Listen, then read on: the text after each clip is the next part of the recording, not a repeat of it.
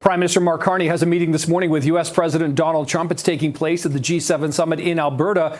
This is Trump's first visit to Canada since repeatedly saying that Canada should become the 51st state. You may remember also that Trump stormed out of the last G7 summit that Canada hosted. That was in 2018. Now, this meeting comes as Carney and Trump are trying to resolve the economic spat caused by Trump's various tariffs.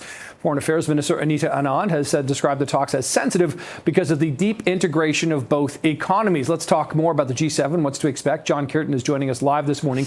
He's the director of the G7 Research Group. John, appreciate a chance to talk about this with you here. The stakes for this Carney-Trump meeting, I mean, the tariffs, as much as a lot of the reciprocal ones around the world are not there, but Canada is still dealing with them. Should we have expectations, John, that we could see some sort of deal between the two today or by the end of the summit? Oh, yes, indeed. Look, this is the first outing on the full world stage for our new Prime Minister, Mark Carney, as the leader of our country. And it's also the first outing on the full world stage for Donald Trump as president during his second term. So there's an enormous incentive on both men to actually do a deal, or at least don't make things worse on the tariff front. They don't want to, in their first appearance before the cameras here, basically say, oh, we failed.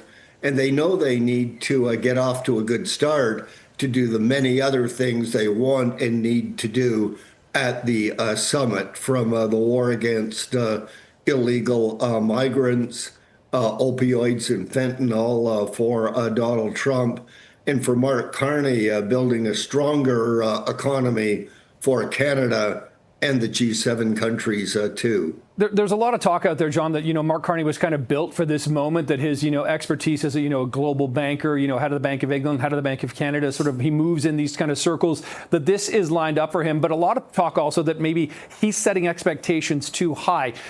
Can the expectations that the government and Mark Carney himself have put out there really be met this week? Yes, they can. I think the biggest challenge for Mark Carney now, he was really blindsided a few days ago by the outbreak of the Israeli-Iranian war again. Of course, he was preparing for the summit priority of the war in Ukraine for a very long time. Even Israel's war against the Hamas terrorists in Gaza. But boy, Israel, Iran, brand new. The good news is he's got really talented individuals beside him in the Privy Council office, the Prime Minister's office, who know this stuff cold. And Mark Carney is the kind of a guy who trusts expertise, will trust their views. So I think he'll be able to manage that and then deliver the big things he knows so much about. And they include the new economic drivers, artificial intelligence, and looking ahead, quantum computing.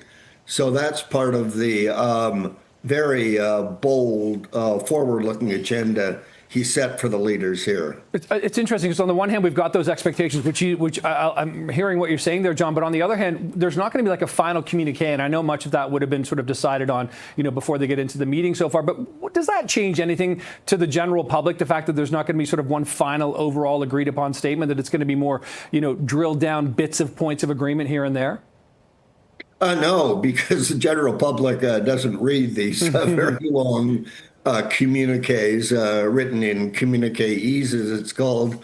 They will be fed several subject-specific statements, either at the end, but probably during the summit itself, on the main priorities. What I'm looking for is a potential Kananaskis wildfire charter, which will contain the elements of what some could call a G7 firefighting force. And that's the burning issue for so many Canadians across the land now. Mark Carney will provide a chair statement, short, clear, crisp, to sum it all up. But the emphasis has always been on having the leaders spend their time eye to eye in private, talking to one another to find out what they can agree and not turning them into copy editors arguing about which adjective to use on this paragraph of a long communique Right. that very few people actually read. We all wish we could be flies on the wall for those one-on-one, eye-to-eye meetings, that's for sure. John Kirton, director of the G7 Research Group, appreciate this as always. Thanks so much for the time.